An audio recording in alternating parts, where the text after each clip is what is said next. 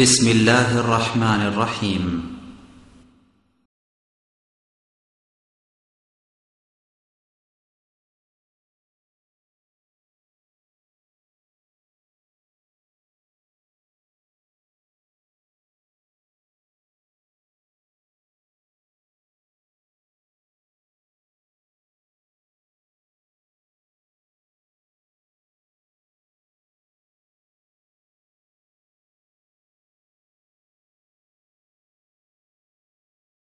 إن الحمد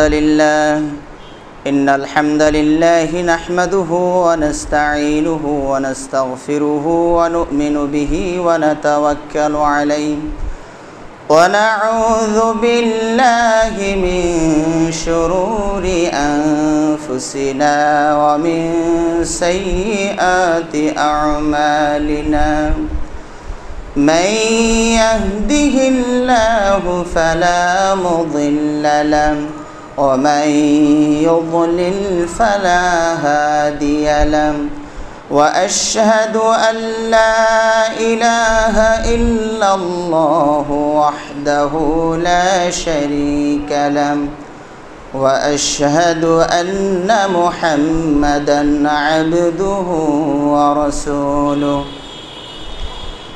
أرسله بالحق بشيرا ونذيرا وداعيا إلى الله بإذنه وسراجا منيرا من يطع الله ورسوله فقد رشد ومن يعص الله ورسوله فإنه لا يضر إلا نفسه ولا يضر الله شيئا أما بعد فأعوذ بالله من الشيطان الرجيم بسم الله الرحمن الرحيم الرحمن علم القرآن خلق الإنسان علمه البيان عن معاوية رضي الله تعالى عنه قال قال رسول الله صلى الله عليه وسلم من يريد الله به خيرا يفقهه في الدين متفق عليه الحمد لله সমস্ত প্রশংসা যাবতীয় গুণগান মহান আল্লাহ সুবহানাহু ওয়া তাআলার জন্য, যিনি মানব জাতিকে ফেরেশতাদের উপরে শ্রেষ্ঠত্ব দান করলেন জ্ঞানের মাধ্যমে। সে রব্বুল আলামিনের শুকরিয়া এবং কৃতজ্ঞতা জ্ঞাপন করছি, আলহামদুলিল্লাহ। অতঃপর অসংখ্য অগণিত ও অজস্র সালাত ও সালাম, শান্তির ধারা বর্ষিত হোক আমাদের প্রিয় নবী মুহাম্মদুর রাসূলুল্লাহ সাল্লাল্লাহু আলাইহি ওয়াসাল্লামের প্রতি, যিনি আল্লাহ প্রদত্ত জ্ঞানে সমৃদ্ধ ছিলেন। সম্মানিত মুসলিমবৃন্দ, আজকের এই পবিত্র খুতবায় আমি আপনাদের সামনে যে বিষয় সম্বন্ধে আলোকপাত করার ইচ্ছা পোষণ করি সেটা হচ্ছে ফদলুল ইলমি ওয়া আহলি, তথা জ্ঞান ও জ্ঞানী এবং জ্ঞান অন্বেষণকারীদের মর্যাদা এবং ফজিলত এবং গুরুত্ব। যেহেতু আপনারা জেনে থাকবেন যে মাদ্রাসা দারুস সুন্নাহর মতো এই জাতীয় যে প্রতিষ্ঠানগুলো, সেগুলোর বর্ষ বা সেশন শুরু হয় শাওয়াল মাস থেকে, আর সেই অনুপাতে ইনশাআল্লাহ আগামী শনিবার থেকে আমাদের ছাত্রদের নিয়ে নববর্ষের নতুন বর্ষের ক্লাস শুরু হতে যাচ্ছে। তো তাদের উপলক্ষে বিশেষ করে এবং আপনাদের উপলক্ষেও এই বিষয়টি আমি চয়ন করেছি যে জ্ঞান অর্জনের গুরুত্ব এবং ফজিলত মর্যাদা। আল্লাহ রাব্বুল আলামিন পবিত্র কোরআনে জ্ঞান এবং জ্ঞানী, আলেম এবং ইলম এ দুটোর গুরুত্ব এবং মর্যাদার কথা বারংবার ঘোষণা করেছেন। আল্লাহ রাব্বুল আলামিন পবিত্র কোরআনে বলছেন, হাল ইয়াস্তাউিল্লাযীনা ইয়ালামুন ওয়াল্লাযীনা লা ইয়ালামুন, যারা জানে আর যারা জানে না এরা কি সমান? মানে আল্লাহ রাব্বুল আলামিন প্রশ্ন করেছেন, আর আপনারা জানেন নিশ্চিত এর উত্তর হবে না, কোশ্চিনকালেও সমান বা বরাবর বা সমতুল্য হতে পারে না। আল্লাহ রাব্বুল আলামিন বলছেন, ইউতিল হিকমাতা মান ইয়াশা ওয়া মান ইউতাল হিকমাতা ফাকাদ উতিয়া খায়রান কাসীরা। আল্লাহ যাকে খুশি তাকে দ্বীনের বুঝ, সঠিক বুঝটা দিয়ে দেন, আর যাকে এই দ্বীনের সঠিক বুঝ, হিকমত, দ্বীনের সঠিক বুঝ যাকে দেওয়া হয়েছে তাকে প্রচুর পরিমাণে কল্যাণ প্রদান করা হয়েছে।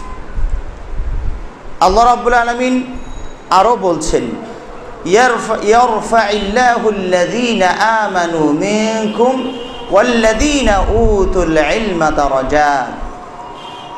আল্লাহ রাব্বুল আলামিন কিয়ামতের দিন, এহকাল এবং পরকালে, ইয়ারফাইল্লাহুল্লাযীনা আমানু মিনকুম, তোমাদের মধ্য হতে যারা ঈমান আনয়ন করেছে, ঈমান গ্রহণ করেছে এবং যারা জ্ঞান প্রাপ্ত হয়েছে, ওয়াল্লাযীনা উতুল ইলমা, যারা জ্ঞান প্রাপ্ত হয়েছে তাদের জন্য রয়েছে দারাজাত। দারাজাতুন শব্দের বহুবচন হচ্ছে দারাজাত, অর্থাৎ আমরা যেমন বাংলাতেও ব্যবহার করি, তার দরজা বুলন্দ হয়েছে, তার মর্যাদা অনেক হয়েছে, উচ্চ মর্যাদা সম্পন্ন হয়েছে। তো আল্লাহ রাব্বুল আলামিন ঈমানদার মুমিন এবং যাদেরকে জ্ঞান দেওয়া হয়েছে তাদের ব্যাপারে ঘোষণা করছেন যে তাদের দরজা, মর্তবা, মর্যাদা আল্লাহ রাব্বুল আলামিন অনেক গুণে বৃদ্ধি করবেন। সুবহানাল্লাহ। ইয়ারফাইল্লাহুল্লাযীনা আমানু মিনকুম ওয়াল্লাযীনা উতুল ইলমা দারাজাত। সূরা আলে ইমরানের একটি আয়াতে আল্লাহ রাব্বুল আলামিন বলছেন, শাহিদাল্লাহু আন্নাহু লা ইলাহা ইল্লাহু ওয়াল মালাইকাতু ওয়া উলুল ইলমি কাইমান বিল কিসত লা ইলাহা ইল্লা হুয়াল আজিজুল হাকীম। আল্লাহ রাব্বুল আলামিন বলছেন যে আল্লাহ নিজে সাক্ষ্য দিচ্ছেন এবং ফেরেশতারা সাক্ষ্য দিচ্ছেন আর জ্ঞানীরা, আলেমরা সাক্ষ্য দিচ্ছে যে আল্লাহ ছাড়া সত্য কোনো ইলাহ নাই। এই আয়াতের ভিতরে একজন আলেমের চারটি দিক দিয়ে মর্যাদার কথা আল্লাহ রাব্বুল আলামিন উল্লেখ করলেন। কিভাবে? যে আল্লাহ রাব্বুল আলামিন এখানে সাক্ষী হিসাবে প্রথমে নিজেকে উল্লেখ করলেন, 2 নম্বরে ফেরেশতাদেরকে উল্লেখ করলেন, 3 নম্বরে আলেমদেরকে উল্লেখ করলেন। তাহলে যারা আলেম নন, প্রকৃত জ্ঞানে সমৃদ্ধ নন, তাদেরকে আল্লাহ রাব্বুল আলামিন সাক্ষী হিসাবে গ্রহণ করছেন না। এবং ফেরেশতার পরপরই আলেম যারা, তাদের কথা উল্লেখ করলেন। এ থেকে যারা প্রকৃত আলেম যারা, তাদের কি মর্যাদা পরিস্ফুট হয় না? আল্লাহ রাব্বুল আলামিন এখানে যে সাক্ষী নিয়েছেন, একটা গুরুত্বপূর্ণ বিষয়ে সাক্ষী নিয়েছেন। আমরাও সাক্ষী রাখি, বিবাহ হলে 2 জন সাক্ষী লাগে, গুরুত্বপূর্ণ ব্যবসা হলেও 2 জন সাক্ষী রাখি। সেখানেও ন্যায়পরায়ণ হওয়ার কথা বলা হয়েছে, কিন্তু আল্লাহ রাব্বুল আলামিন এখানে আল্লাহ ছাড়া সত্য কোনো ইলাহ নাই, এই গুরুত্বপূর্ণ বিষয়ে আলেমদেরকে আল্লাহ সাক্ষী মানলেন। আরেকটি দিক দিয়ে এখানে মর্যাদা পরিষ্কার হয় যে আল্লাহ রাব্বুল আলামিন এখানে আলেমদের সাক্ষ্য গ্রহণ করার মাধ্যমেই তাদেরকে যেন একটা সার্টিফিকেট দিয়ে দিলেন, সানাদ দিয়ে দিলেন যে এরা ভালো মানুষ। কারণ সাক্ষী, আল্লাহ যাদের সাক্ষী নেবেন তারা কখনো মন্দ মানুষ হতে পারে না। এর মানে আমি এটা বলছি না যে আলেমধারী লেবাসেই আপনি আলেম চিনে ফেলবেন। আবার এটা ভুল বুঝবেন না যে আলেমরা তাহলে আল্লাহ নাকি সনদ দিয়েই দিছে, এখন ও সুদের ব্যবসা করলেও মনে হয় জায়েজ আছে, ঘুষের ব্যবসা করলেও মনে হয় জায়েজ আছে। না, আসলে আলেম যেটা, তার কথা আল্লাহ বলেছেন। লেবাস, পোশাকে, দাড়ি টুপিতে আলেম পরিষ্কার হয় না। যিনি প্রকৃত জ্ঞানী, এবং আলেমের আরেকটা পরিচয় আল্লাহ রাব্বুল আলামিন একজন সম্ভবত আমার নামটা তো একটু অস্পষ্ট থাকতে পারে, ইমাম আউজাঈ রাহিমাহুল্লাহকে একজন ডাক দিলেন, ইয়া আলেম। আমরা যেমন বলি হুজুর, আমরা হুজুর বলে ডাক দিই, তারা ডাক দিতেন ইয়া আলেম, হে জ্ঞানী মানুষ। তখন তিনি উত্তরে বলছেন, ইন্নামা ইন্নামা আল আলিমু আল আলিমুল্লাযী ইয়াখশাল্লাহ, আলেম তো সেই ব্যক্তি যে আল্লাহকে ভয় করে। এবং কোরআনের আয়াতও এটাই বলছে, আল্লাহ রাব্বুল আলামিন বলছেন, ইন্নামা ইয়াখশাল্লাহা মিন ইবাদিহিল উলামাউ, যারা জ্ঞানী তারা আল্লাহকে ভয় করে। তাহলে এখানে আলেমের সংজ্ঞাও দেওয়া হয়ে গেল যে আলেম কাকে বলে। বিশাল বড় ডিগ্রি নিয়ে এসেছেন, ডক্টরেট কয়েকটা পিঠের উপরে, তারপরে মাস্টার্স রয়েছে, অনার্স রয়েছে, হাদিসে পণ্ডিত, সব কিছু দিয়ে পণ্ডিত হয়ে আছেন, কিন্তু ভিতরে তাকওয়া নাই, গোপনে অনেক পাপ তার হয়ে যায়, করে ফেলে, আসলে কিন্তু সে আলেম নয়, সে সমাজের ভিতরে আলেম হিসাবে পরিচিত হতে পারে। হ্যাঁ, এই জন্য ইমাম আউজাঈ রাহিমাহুল্লাহ তিনি তার আহ্বানকারীকে বলছেন, তুমি কি করে বুঝলে যে আমি আলেম? আসলে তো আলেম ওই ব্যক্তি যে আল্লাহকে ভয় করে, আর এই ভয় জিনিসটা থাকে কলবের ভিতরে, তবে তার বহিঃপ্রকাশ ঘটবে অঙ্গ প্রত্যঙ্গে। তো এখানে আরেকটি বিষয় জানা যায় যে যারা জ্ঞানী তারাই আল্লাহকে ভয় করবেন। আসলে এটাই তো বাস্তব। আপনি যাকে যেভাবে, যার সম্পর্কে যেভাবে জ্ঞান অর্জন করবেন, তাকে তো সেভাবেই আপনি মূল্যায়ন করবেন। আপনার জ্ঞান হয়েছে যে আগুনে হাত দিলে পুড়ে যায়, সুতরাং আগুনকে আপনি দেখলে ওইভাবেই চলবেন। আপনার জ্ঞান হয়েছে যে পানিতে নামলে কাপড় ভিজে যায়, তাহলে আপনি পানি থেকে সেভাবেই সতর্ক থাকবেন। আপনি জানলেন ব্লেড দিয়ে কাটলে কেটে যায়, রক্ত বের হয়ে যাবে, তাহলে আপনি ওইভাবেই চলবেন, ব্লেডকে ওইভাবেই মূল্যায়ন করেন। ধরার সময় সতর্ক, ভালো করেই ধরতে হবে, ফসকে যেন না যায়, হাত যেন চিপি না লাগে, হাত কেটে যাবে। তাহলে আপনি যে বিষয়ে যেমন জ্ঞান অর্জন করবেন তাকে ওই রকম মূল্যায়ন করবেন। তো আল্লাহ সম্পর্কে যারা প্রকৃত জ্ঞান যেভাবে অর্জন করবেন তারা আল্লাহকে ওইভাবে মূল্যায়ন করবেন। যেমন বর্তমান বিশ্বে শক্তিশালী রাষ্ট্র হিসাবে যে পরিচিত আমেরিকাকেই মনে হয় ধরা হচ্ছে, তাহলে এখন আমেরিকাকে সবাই ভয় করে চলছে। কিন্তু আরও তো দেশ আছে, শ্রীলঙ্কাও তো আছে, ভুটানও তো আছে, নেপালও তো আছে, তাদেরকে তো এত নাম শুনে এত ভয় ডর হৃদয়ে কারো ঢোকে না। কিন্তু আমেরিকার নাম শুনলে একটু শাসকদের হৃদয়ে একটু ভয় ঢুকে যায়, উনি বলেছেন তাহলে তো একটু সাবধান। তার মানে যাকে আপনি যেভাবে জানবেন তার মূল্যায়নটা আপনি সেভাবেই করবেন। এভাবে দেখা যায় একজন মাদ্রাসার বা একজন শিক্ষক যদি রাস্তা দিয়ে চলে যায়, হাজারো মানুষ চলে যাবে, তাকে হয়তো সালামটাও দিবে না, গায়ে ধাক্কা দিয়েও হয়তো চলে যাবে। কিন্তু ওনার ছাত্র যদি ওই রাস্তা দিয়ে যায় আর ছাত্রটা যদি একটু ভদ্র হয়, তাহলে কিন্তু তার অবস্থা অন্যরকম হবে। সে নামবে, সাইকেল, অনেক সময় সাইকেল গ্রামাঞ্চলে দেখা যায় ছাত্ররা সাইকেল থেকেও নেমে যায়, দিয়ে সালাম দিচ্ছেন আস্তে করে, তারপরে ওস্তাদকে পার হয়ে তারপরে আবার সাইকেলে উঠছে। তাহলে হাজারো মানুষ তো এখান দিয়ে গেল, কেউ তো এই সম্মানটা দিল না। এই ছেলেটা এই সম্মানটা দিল কেন? কারণ এই ছেলেটা চেনে এটা কে, আরগুলো চেনে না, এই জন্য ওই সম্মানটা তাকে দেয়নি। তো এখানে বোঝা যাচ্ছে যারা আল্লাহ সম্পর্কে বেশি জ্ঞান অর্জন করবেন, যত জানবেন, তারা আল্লাহকে তত মূল্যায়ন করবেন, তারা আল্লাহকে তত দাম দিবেন। এই জন্য বলা হচ্ছে ইন্নামা ইয়াখশাল্লাহা মিন ইবাদিহিল উলামা, যারা আল্লাহ সম্পর্কে জেনেছেন তারা আল্লাহকে সত্যিই ভয় করবেন।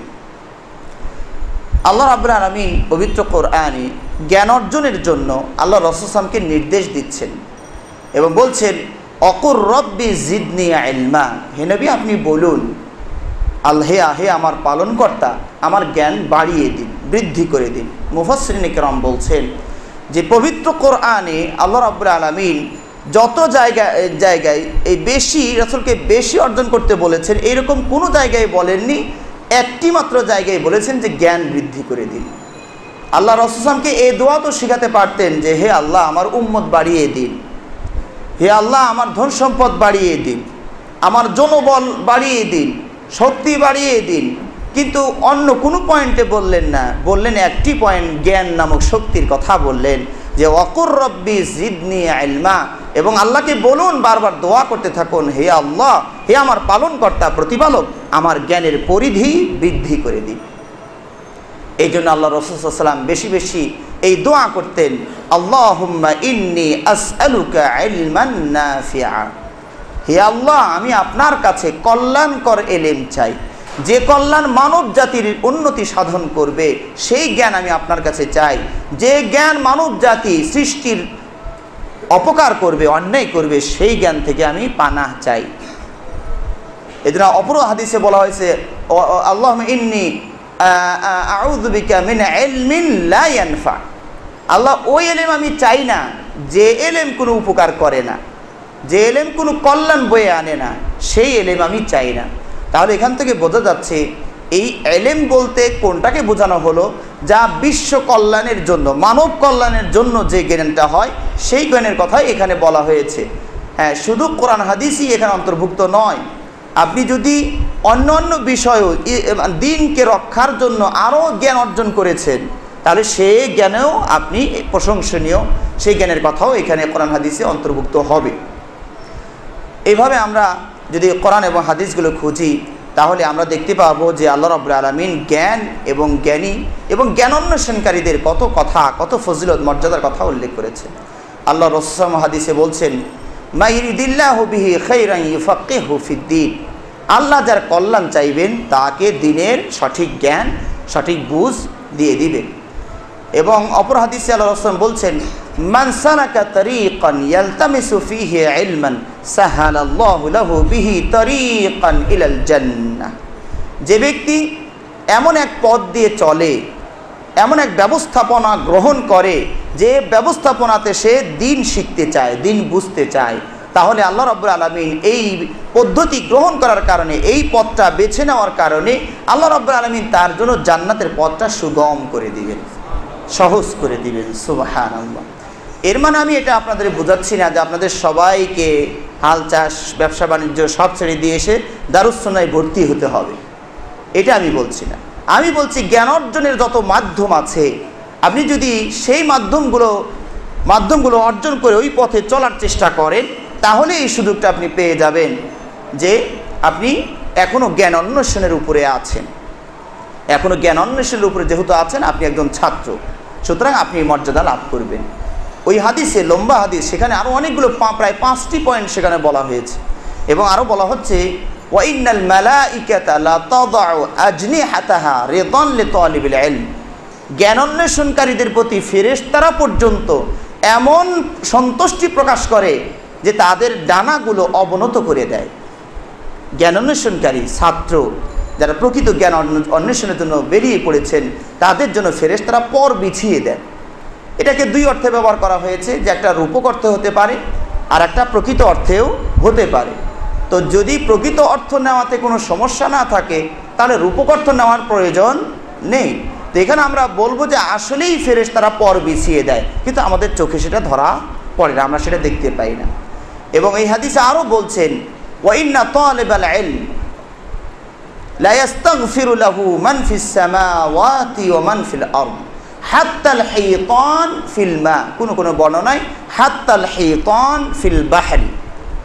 যে জ্ঞান অন্বেষণকারী যারা, তাদের জন্য আসমানে যারা রয়েছে, কোনো নাম উল্লেখ করা হয় নাই, আসমানে যারা রয়েছেন, আসমানে কারা রয়েছেন? আসমানের উপরে তো আল্লাহ আছেনই, তারপরে ফেরেশতারা আছেন, এরপরে আরও কত নেপচুন গ্রহ, প্লুটো, নক্ষত্র, সূর্য, গ্রহ, কত কিছু সেখানে রয়েছে। নাম বললে তো কোটি কোটি হয়ে যেতে পারে। এজন্য বলছেন যারা আসমানে আছে, জীব আর জড় নাই, সবাই জীব এবং জড় আসমানে যারা রয়েছে, এবং জমিনে যারা রয়েছে জীব আর জড় নাই সবাই, তাহলে কতগুলো হলো, মানে কেউ বাদ পড়ে নাই। এরা সবাই জ্ঞান অন্বেষণকারীর জন্য, ছাত্রীর জন্য, তালিবুল ইলম যারা, তাদের জন্য আল্লাহর কাছে ক্ষমা চায়। আল্লাহ দুটো ভুল করতেই পারে, আল্লাহ মাফটা করে দিয়ে। ব্যাখ্যাকার যারা বা ভালো আলিম, তারা ব্যাখ্যা করছেন যে এতগুলো সৃষ্টি যার জন্য ক্ষমা চায়, তার গুনাহটা থাকে কেমনে? এর মধ্যে নবী রাসূলও রয়েছেন, কারণ এখানে তো উল্লেখ করা হয় নাই যে নবী রাসূলরা বা ওনারা বাদ দিয়ে, বা আল্লাহ বাদ দিয়ে, বা ওরা বাদ দিয়ে, এরা বাদ দিয়ে, কাউকে তো বলা হয় না। মানে আমরা বলতে পারি আল্লাহ তো আর কারোর জন্য ক্ষমা চাইবেন না, উনি তো নিজেই ক্ষমাকারী, তাহলে ওনার ক্ষমা তো কারোর কাছে চাওয়ার প্রয়োজন নাই, তো উনি ক্ষমা করবেন। আর তাছাড়া যত সৃষ্টি রয়েছে, এমনকি হাদিসে বলা হচ্ছে, মানে ব্যাপকতা বোঝানোর জন্য বলা হচ্ছে হাত্তাল হিতান ফিল মাই, এমনকি পানির মৎস্যগুলো, মাছগুলো জ্ঞান অন্বেষণকারী আলেম এবং জ্ঞান অন্বেষণকারীদের জন্য ক্ষমা প্রার্থনা করে। সুবহানাল্লাহ। আল্লাহ রাসূল আরও বলছেন, ওয়া ইন্নাল উলামা ওয়ারাসাতুল আম্বিয়া, আর জ্ঞানীরাই, প্রকৃত জ্ঞানী যারা, প্রকৃত জ্ঞানীরাই নবী রাসূলদের উত্তরাধিকারী, ওয়ারিস তারা। এরপর আল্লাহ রাসূল আরও ব্যাখ্যাই করছেন যে নবী রাসূলদের ওয়ারিস এটা ধন সম্পদের ওয়ারিস করেন নাই। আল উলামা ওয়ারাসাতুল আম্বিয়া, আর নবী রাসূলগণ সম্পদ রেখে যাননি যে আলেম উলামা ওখান থেকে 2 বিঘা পেয়ে যাবেন, বরং এখানে বলা হচ্ছে যে ইন্নামা ওয়ারাসুল ইলমা, তারা যেটা জমি হিসাবে যেটা রেখে গেছেন সেটা হলো জ্ঞান, তাদের সম্পদটা হলো জ্ঞান। সুতরাং যে জ্ঞান পেয়ে গেল সে বিশাল সম্পদের মালিক হয়ে গেল, সে পরিপূর্ণ প্রাপ্ত হয়ে গেল। সুবহানাল্লাহ।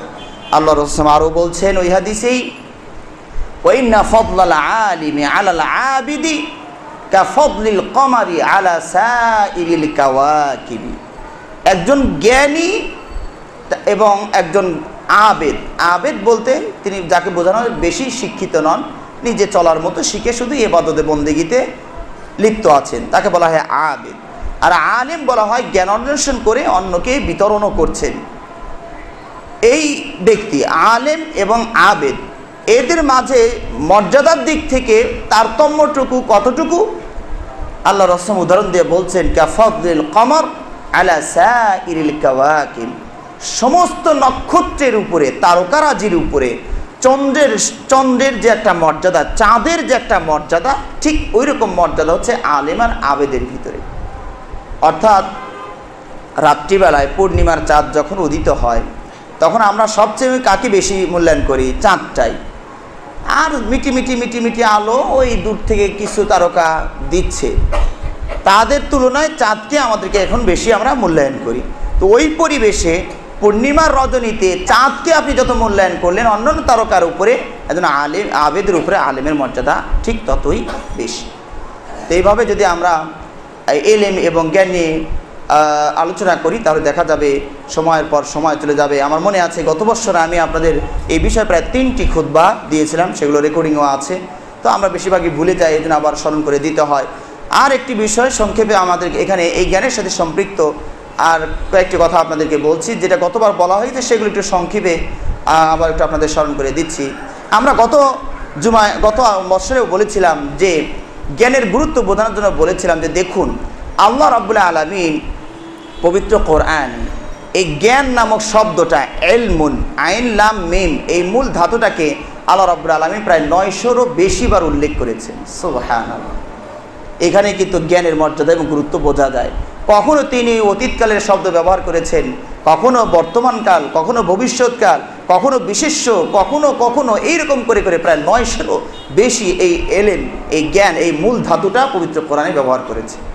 এখানে দেখা যাচ্ছে যে আল্লাহ তার এত মান এবং সম্মান মর্যাদা কেন?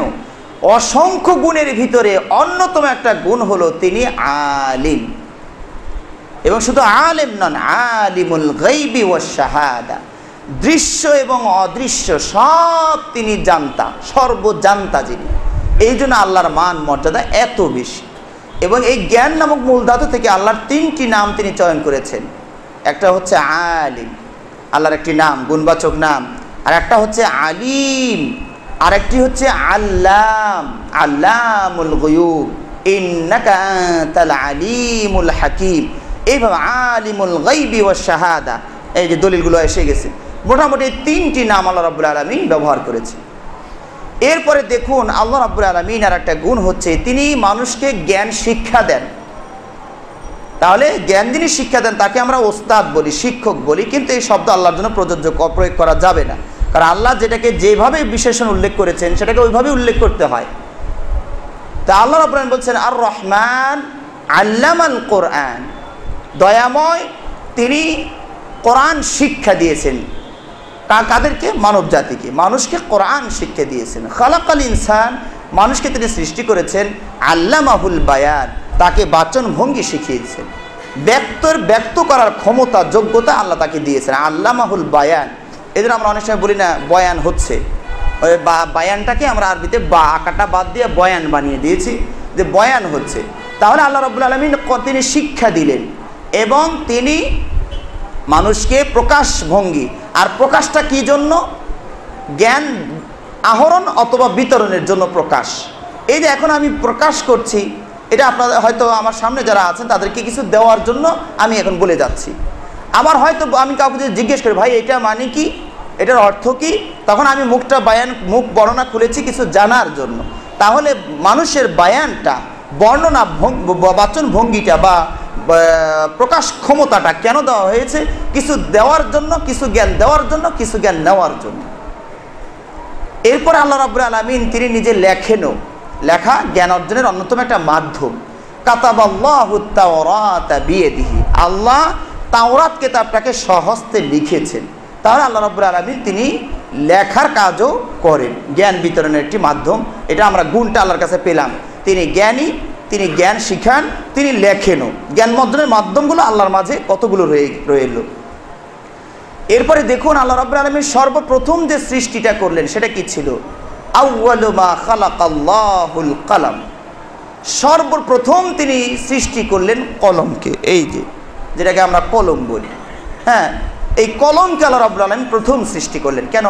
আরশ কুরসিতে অনেক কিছুই ছিল, যদিও কেউ কেউ ব্যাখ্যা করে বলার চেষ্টা করেছেন যে আরশকেই আল্লাহ আগে সৃষ্টি করেছেন, কিন্তু শেখ আলবানী রাহিমাহুল্লাহ তিনি বলছেন এর কোনো দলিল নাই। যে দলিল যেটা সুস্পষ্ট, আউয়ালু মা খালাকাল্লাহুল কলম, আল্লাহ রাসূল সাল্লাল্লাহু আলাইহি ওয়াসাল্লাম সহিহ হাদিস, সর্বপ্রথম আল্লাহ কলম সৃষ্টি করেছে। তাহলে জ্ঞান অর্জনের মাধ্যমটাকে আল্লাহ রাব্বুল আলামিন প্রথম সৃষ্টি করলেন। এখানে কি জ্ঞানের গুরুত্ব বোঝা গেল না? অবশ্যই।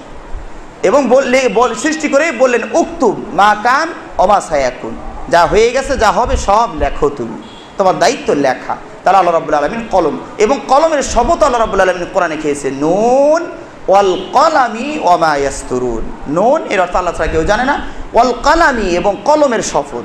ওমা ইয়াসতুরুন, আর কলম দিয়ে যা লেখে তার শপথ। তাহলে আল্লাহ রাব্বুল আলামিন যার শপথ খান তার মূল্য কত বেশি আল্লাহর কাছে। এভাবে আমরা দেখি যে আল্লাহ রাব্বুল আলামিন সর্বপ্রথম মানব জাতিকে, সর্বপ্রথম মানবকে ফেরেশতাদের উপরে যে শ্রেষ্ঠত্ব দান করলেন তার মাধ্যমটা কী ছিল, উপকরণটা কী ছিল? জ্ঞান।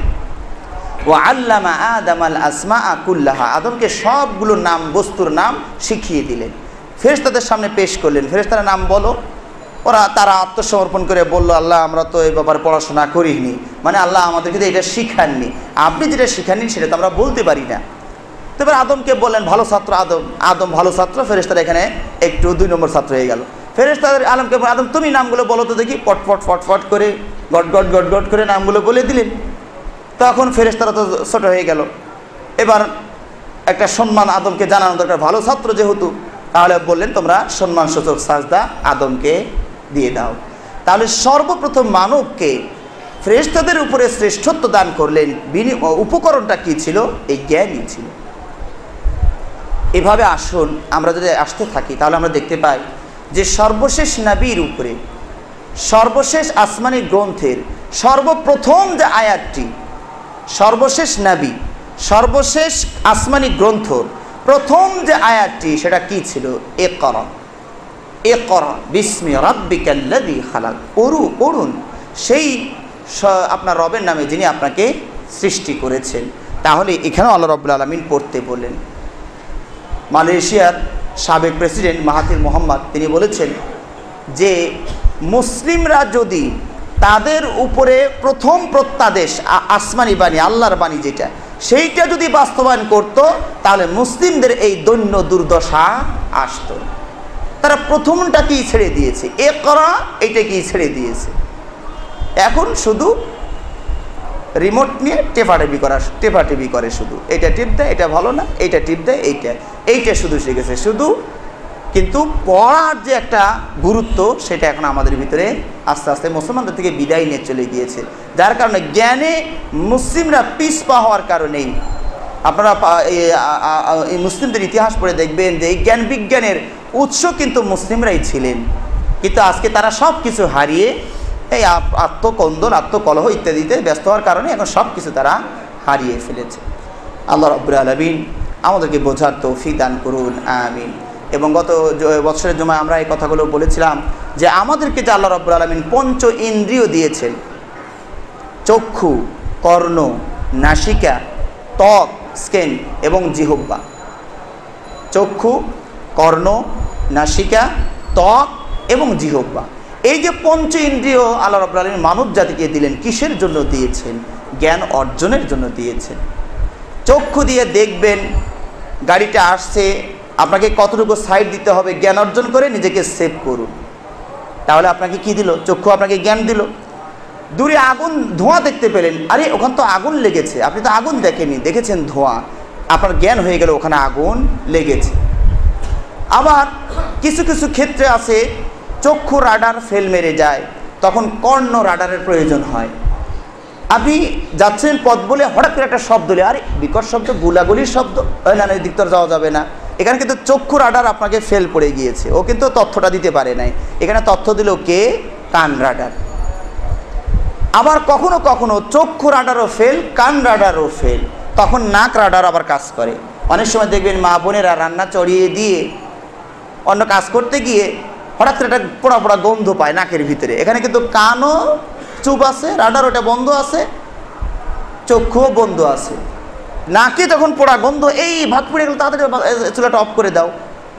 তাহলে বোঝা গেল কি, সেখানে আপনাকে নাসিকা ঘ্রাণ দিয়ে আপনাকে সচেতন করে দিল। এই জন্য মাঝে মাঝে দেখবেন আমরা যখন খাদ্য গ্রহণ করি, চোখ দিয়ে দেখলেন খাবারটা খুব ভালো, এখানে কিন্তু কান কিছু করবে না, কান চুপ আছে, চক্ষু দিয়ে দেখলেন খাবারটা ভালো, হাত দিয়েও দেখলেন মোটামুটি, ত্বকেও যদি খুব পচা হয় ধরলে আহা এটা তো খাওয়া যাবে না, কারণ ত্বকে আপনাকে একটা জ্ঞান দিয়ে দিচ্ছে, না এটা দেখতে ভালো, মাকাল ফলের মতো হয়ে আছে, এটা না খাওয়া যাবে না। কিন্তু অত খারাপ যদি না হয় তো চক্ষু আপনাকে মোটামুটি দেখালে যে ভালো, হাতটাও বুঝাইতে দিল না মোটামুটি ভালো আছে, মুখের কাছে যখন নিলেন নাক তখন বললো যে এই এটা তো ভেজাল, গন্ধ হয়ে গেছে, এটা খাওয়া যাবে না। এই জন্য আমি মাঝে মাঝে বলি যে আমরা অনেক সময় নাক দিয়ে যখন সর্দি লাগে তখন একটু কল্পনা জল্পনা করি, আল্লাহ নাকটা যদি পায়ের গোছাতে দিত তো ভালোই হইতো, যা পরে ওদিক দিয়ে পড়ে যেত, আমার আর টিস্যু ব্যবহার করা লাগতো না, কারণ এখানে পরিধিটি এতই কম যেখানে বের হওয়া মতো টিস্যু বের করতে, নাহলে মুখে চলে যাবে। এই জন্য আমরা মাঝে মাঝে মনে করি যে পায়ের গোছাই দিলে মনে হয় ভালো হইতো, ওখান দিয়ে যেত আর ইট তৈরির মশলা তৈরি হয়ে যেত। কিন্তু যখন হাঁটু পানির পার হয়ে যাওয়া লাগবে ওই সময় তখন চিন্তা ভাবনা কি আসবে, আল্লাহটাই ঠিক আছে, এখন আমি পার হবো কী করে, নাক তো পায়ের নিচে, তখন আবার আল্লাহটাই ঠিক হয়ে যাবে। তো যা হোক, তো যদি আল্লাহ রাব্বুল আলামিন এই নাকটা এখানে দিয়েছেন, যদি পিঠে দিয়ে দিতেন তাহলে কি করতেন? বাঙালি মানুষ যেভাবে ডাল ভাত আর ঝোল খায়, খাবারটা এরকম করে নিয়ে পিঠের গান ঘুরাইতে হইতো, দেখো তো ঠিক আছে নাকি, আর এদিকে উঠে এদিকে দিতে হতো, পুরো অবস্থা খারাপ হয়ে যেত। ওই যে আমরা বলছি না যে সাবান কোম্পানি খুশি হইতো নাকটা পিছনে থাকলে। তা আল্লাহ রাব্বুল আলামিন সামনে দিয়েছেন যাতে করে খাবার, এরপরে মনে করুন নাকও আপনার ফেল মেরে দিল, যখনই জিহ্বায় পড়ে গেছে আহা সঙ্গে সঙ্গে ফেলে দিলেন। কেন? আপনার ত্বক, জিহ্বা, ত্বকে আপনাকে জ্ঞান দিচ্ছে এই খাবার খাওয়া যাবে না। এই জন্য আমরা মাঝে মাঝে আরও বলি, ঘুমন্ত অবস্থায় কিছু মশা আছে দেখবেন চালাকি করে, নাকের উপর দিয়ে ফাইটার বিমান, ওই মশা হলো ফাইটার বিমান। এখন তার শত্রুটা ঘুমিয়ে আছে না জেগে আছে এটা বোঝার জন্য একটা বঁ করে আওয়াজ দেয়, তখন কান রাডার যদি সচেতন থাকে তখন এই মাথা হাত একটা বাড়ি মারে, কান রাডার ক্ষমতা দিয়ে দিয়েছে একটা ফ্লাইটার বিমান এখান থেকে ঘুরতেছে। কিন্তু যদি একটা ভঁ করে আওয়াজ দিল, দেখলো যে না এই মুরব্বি ভালোই ঘুমাইছে, তখন আর ব্যবস্থা হলো না, সে আস্তে করে গিয়ে রানের উপরে ইঞ্জেকশন পুশ করা শুরু করে দিল। এই ঘুমন্ত মানুষ তখন কিভাবে বুঝতে পারলো যখন আক্রমণ হয়েছে? তার স্কিন, ত্বক, এই যে ত্বক তাকে সার্ভিস করে দিল যে তোমার রানে আক্রমণ হয়েছে। ঘুমন্ত মানুষ তখন বুঝতে পেরে সঙ্গে সঙ্গে ডাইন হাত আর বাম হাত তুলে রান বরাবর নিয়ে থপ্পাস করে মারে। তাহলে বোঝা গেল কি, এই যে আল্লাহ রাব্বুল আলামিন চক্ষু, কর্ণ এগুলো যে দিয়ে দিলেন, কারণটা হচ্ছে কি জ্ঞান অর্জন করার জন্য দিয়েছেন। জ্ঞান অর্জন করুন, নিজেকে রক্ষা করুন, যেটা করা যায় সেটা করুন, আর যেটা করা যায় না তার থেকে বিরত থাকুন। আর এই জন্য আল্লাহ রাব্বুল আলামিন আমাদেরকে জ্ঞান অর্জন করার তৌফিক দান করুন, আমিন। প্রকৃত জ্ঞান অর্জন করার তৌফিক দান করুন, আমিন। ওয়া আখির দাওয়ানা আলহামদুলিল্লাহি রাব্বিল আলামিন।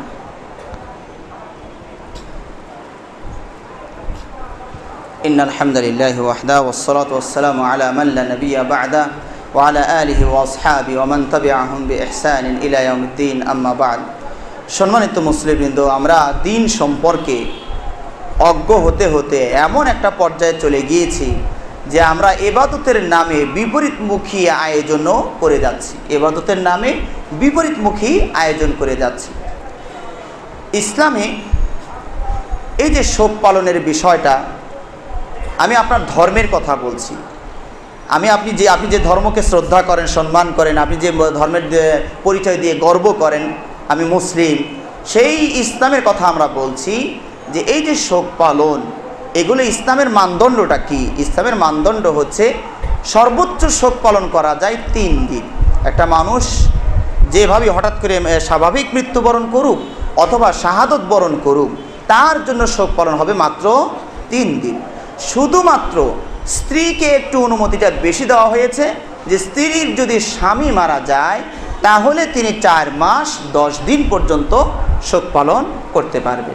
শুধু স্ত্রীকে এই অনুমতি দেওয়া হয়েছে, এছাড়া আর কাউকেই এই অনুমতি দেওয়া হয়নি যে কেউ মারা গেলে তা স্বাভাবিক হোক আর অস্বাভাবিক হোক তার জন্য শোক পালন করা যাবে না। এখন বাস্তব মুসলিমদের অবস্থাটা কি, যে মানুষ মারা যাওয়ার পর বছরের পর বছর সে শোকটা চলছে। তাহলে আপনি যে ধর্মকে গ্রহণ করে শ্রদ্ধা জানালেন, সেই ধর্মের এই বিধানটা লঙ্ঘন হয়েছে আপনার। আবার দেখবেন স্ত্রীদের বেলায় আবার উল্টা হচ্ছে, 4 মাস 10 দিন এতদিন শোক পালন, এটা হয়? ওটা বেশি হয়ে গেছে। যেটার আল্লাহ কম বলছিলেন ওটা কম হয়ে গেছে। মাত্র 3 দিন শোক দেওয়া হয়? এত বড় একজন গণ্যমান্য ব্যক্তি, তার শোক কি মাত্র 3 দিন দেওয়া হয় নাকি? এটা ঠিক হয়নি, এটা বছরের পর বছর চললেই ভালো ছিল। তাহলে ওটা আমরা লঙ্ঘন করলাম। আবার যেখানে আল্লাহ রাব্বুল আলামিন বললেন যে 4 মাস 10 দিন, এত লম্বা সময়, এই মানুষটার আর কাম নাই, ঘরে বাইরে যেতে পারবে না, আত্মীয় স্বজন মারা যেতে পারবে না, এটাই হইল নাকি? এটা কম হওয়া দরকার ছিল। দেখছেন শরীরটা কিভাবে আমরা লণ্ডভণ্ড করে দিচ্ছি। এখানে আরেকটি বিষয় দেখুন, লেখা হচ্ছে যে শোক দিবস উপলক্ষে মিলাদ ও দোয়া মাহফিল। কথাটা সাংঘর্ষিক, দিন সম্পর্কে আমরা বুঝি কম, যার কারণে এই সমস্যাটা হয়েছে। শোক দিবস ওইটা আবার মিলাদ মাহফিল হয় কেমনে? পুরা রাতের দিন সম্পর্ক। শোক দিবস মানে আপনি দুঃখ প্রকাশ করবেন, আর মিলাদ মাহফিল মানে আমাদের সমাজে এটা বোঝায় জন্মের উপলক্ষে আনন্দ করবেন। তাহলে যেদিনই শোক দিবস ওই দিনই আবার আনন্দ দিবস কি করে হইল? তাহলে শোক দিবস উপলক্ষে মিলাদ মাহফিল, এটা হয়নি।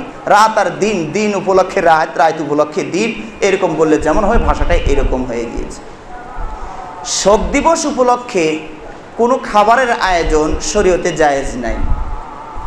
আল্লাহ রাসূল সাহাবারা বলছেন, কুন্না নাউদ্দু ইজতিমা ইনদা আহলিল মাইয়িত ওয়া সানিআতুত তুআম মিনান নিয়াহা। সাহাবারা বলছেন, আমরা মৃত্যুকে উপলক্ষ করে খাবারের আয়োজন এবং একত্রিত হওয়া এবং খাবারের আয়োজন করাটাকে নিষিদ্ধ, হারাম, বিলাপের অন্তর্ভুক্ত মনে করতাম। এটা হারাম, এটা করা যাবে না। হানাফি মাযহাবের একজন পণ্ডিত ইবনুল হুমাম মুহাদ্দিস, তিনি বলছেন, হাযিহি বিদআতুন কবিহাতুন, এটা হলো পুঁজ মার্কা বিদআত, মানে ঘৃণিত বিদআত। এই মৃত্যুকে উপলক্ষ করে খাবারের আয়োজন, এটা ঘৃণিত বিদআত, শরীয়তে এটা জায়েজ না, এটা হারাম। এবং এটাও সাংঘর্ষিক বিষয়। আপনারা সবাই বলবেন, আমার সাথে একমত হবেন, মানুষ কখন খায়, সুখে না দুঃখে? মানুষ কোন সময় খায়? সুখে খায়। সুখ আনন্দ তখন খায়। দুঃখ হলে খাবই না, খাই না, তারা আদর করেও খাওয়ান যায় না।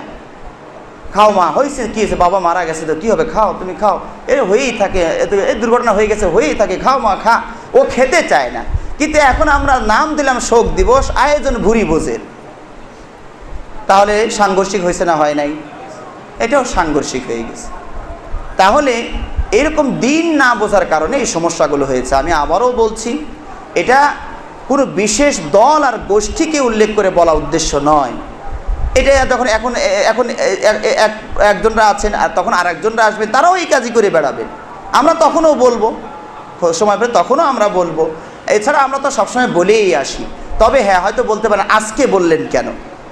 কারণ আজকে বলাটা বেশি উপযোগী। আজকেই ওই ভাইরা হয়তো বেশি মসজিদে আসছেন, তো তাদেরকে উদ্দেশ্য করে শরীয়ত জানানোর দায়িত্ব আমাদের।